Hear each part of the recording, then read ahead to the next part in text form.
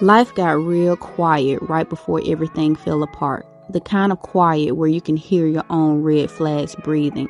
I slipped backwards. Back into Marlon, back into the idea of a family, back into a love I was trying to resurrect while he was slowly pulling away. 1 foot in my heart, 1 foot in his money problems, and I kept trying to pretend that was stability. Meanwhile, Carter's dad stirred the same old storms, and Darian suddenly wanted to talk to his son, like my trauma had an expiration date. Everybody had something they needed, something they demanded, and I was just trying to keep me and the kids in one piece.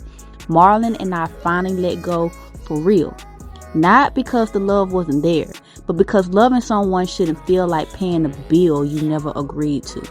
This was the moment I had to move forward quietly, choosing myself, protecting my peace, and learning that sometimes the softest steps are the ones that save you. The one thing I can't fucking stand is a bitch made man. And Carter's dad he exudes bitch made man pheromones. It's just, he opened the door, I instantly smelled a bitch made man. So when he opened that door, and I was just like, so you told Carter that I messed with a married man, that's why you left me? He was like, huh? What? I didn't say that. I was like, Carter just told me that you told him that you left me because I was messing with a married man. If you don't believe me, you can run it back on your Ring camera, because it's like he said it as he was walking up the stairs. Terry's gonna look at Carter, was like, Carter, why would you say that? Carter was like, I didn't know I wasn't supposed to say anything. So I looked at Terry. Oh, so he didn't know he wasn't supposed to say anything. So you told him not to say anything? Why would you tell him that knowing that it's not true? He was like, Kiana, I'm not about to do this with you. Carter, why would you say? I'm like, you know what? We not gonna do that. Don't ask Carter why he told me shit. You need to be asking yourself why you told him that. I'm like, he is a child. That is my child. That is my son. I am his mother. You told my son that his mother cheated on you with a married man, so his father had to leave his whore mother. Like, who does that? Who does, when you know that didn't happen? So, backstory. Let me give y'all a brief backstory, because y'all know I don't like to talk about that gremlin, because we gonna end up in court about the story time anyway, because it's already cooking up in the work. So I already know my video's about to be played back from the judge. So let me start by saying, Judge, this unfit creature here is a bitch. All right, now we got it out of the way. I done said it. Okay, so backstory on that. I was 6 months pregnant, minding my own little happy business. Jackson was about to turn 3 years old. I remember it like it was nothing, because a lot of shit transpired after that one little incident. So I'm getting Jackson ready for daycare, because he's 2, about to turn 3, because it's around July time frame, because literally we was about to celebrate his birthday that following week. So I went in Jackson's room, getting Jackson ready for school, whatever. Terry come in the room and was like, I knew you was cheating on me. And I look at him, I'm like, what are you talking about? Mind y'all, I am 6 months pregnant with Carter. And I did not want to have a baby by this creature. I didn't. I did not. I was guilt tripped into keeping that baby. That's a whole nother story. But hey, this is a side story within the side story. So he came and saying, I knew you was cheating on me. And I'm just like, what the fuck you talking about? What are you talking about? He hold up my phone. And I'm looking like, okay, you got my phone. Because me, I'm not thinking like, because I knew that I wasn't cheating on him. I wasn't talking to nobody like that. I wasn't entertaining nobody like that. So you having my phone on me and shit. You probably mad because somebody sent me a DM. Because he used to get mad at me all the time when niggas would send me DMs. I think that would spark my irritation with guys sending me DMs. Because it's just like, ugh. Every time somebody would send me a DM, I'd be like, I don't know them. But he would get mad at me. You gotta know them because they DMing you. That don't even make sense. You gotta know them because they liking your stuff. They putting hearts on it. Like, he was the first Darian before there was a Darian. Okay? Yeah. So I was used to him accusing me of stuff. So I wasn't too alarmed at him having my phone. I'm just like, I ain't shit in there. Whatever. So I start back walking to the room because I'm like, let me get ready for work. I ain't got time to deal with this foolishness. Whatever. And as I'm walking back to the room, he's like, I knew you was cheating on me with that married man. That must be his baby. I was like, what? wait a minute. What the fuck are you talking about? He was like, the message is right here. So he pulled up the message. The message literally just said, drive safe. It was good seeing you this weekend. Drive safe. I know y'all probably like, wait, hold on. That sounds fishy. The guy was in my unit. I was in the Navy Reserves stationed in Jacksonville. He was in my unit in Jacksonville. He had already had my number. Yes, we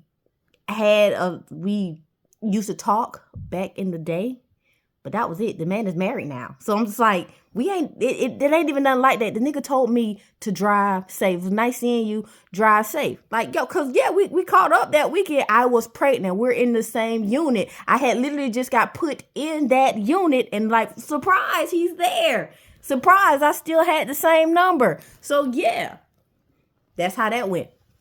It literally said, nice seeing you. It was nice seeing you this weekend, catching up. Make sure you drive safe. That's it.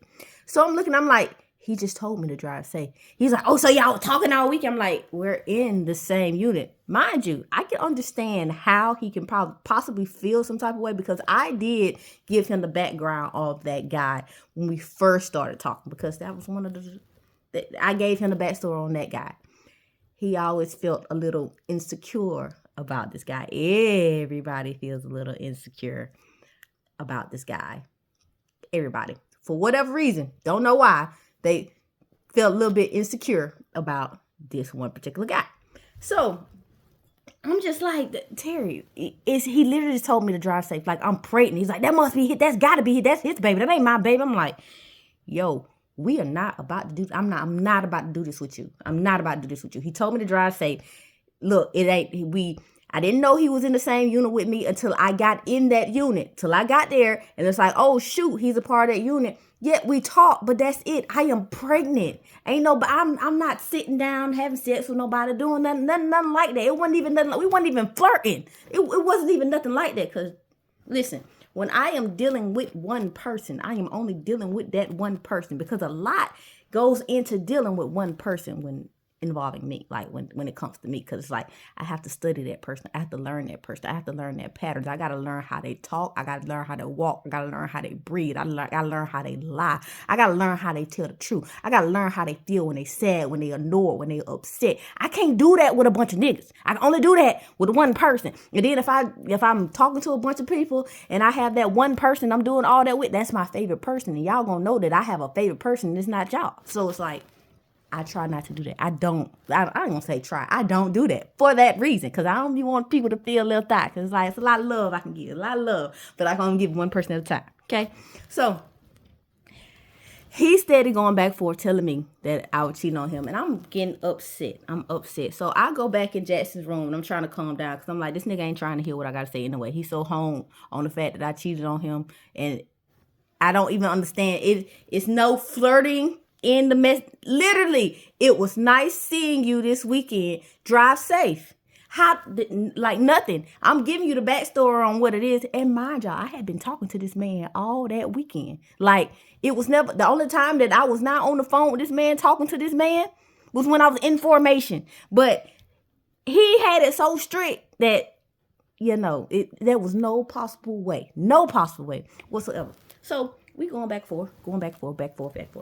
I'm sitting down at this point like, I'm tired of this. This nigga gonna come up to me and was like, I knew you one shit, and he mushed my head. He said, And I'm like, mind you, this is before Derek.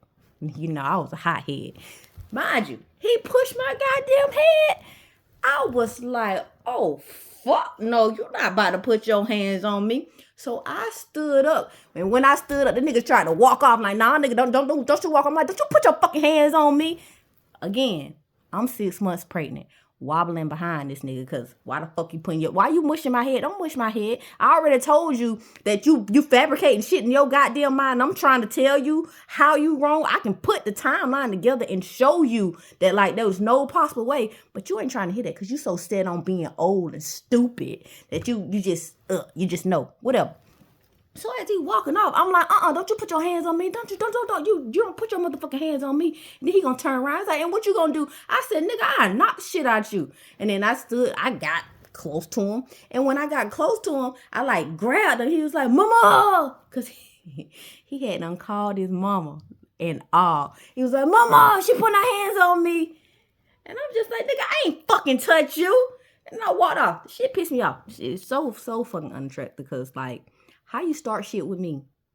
Mush me in my goddamn head. Walk off. Call your motherfucking mama because you know I'm going to be yelling. Call your mama to make it seem like I'm just going crazy. Like, the nigga don't do that. But nigga called his mama. Shit pissed me off. And then from there, he proceeded to put all the shit on fucking Facebook. Because he went back and forth with my sisters on Facebook. Because he put some shit about me on his Facebook page. And my sisters went straight in on that goddamn status like, nah, nigga, we don't do that shit right here. Don't you talk about my fucking sister, especially Brittany. Brittany went the fuck in on Terry. And then as soon as Brittany went in on Terry, Brittany called Raven. And Raven saw what the fuck he had said. And Raven went the fuck in on him too. Because, like, yeah, don't fucking do that. Don't fucking play with me.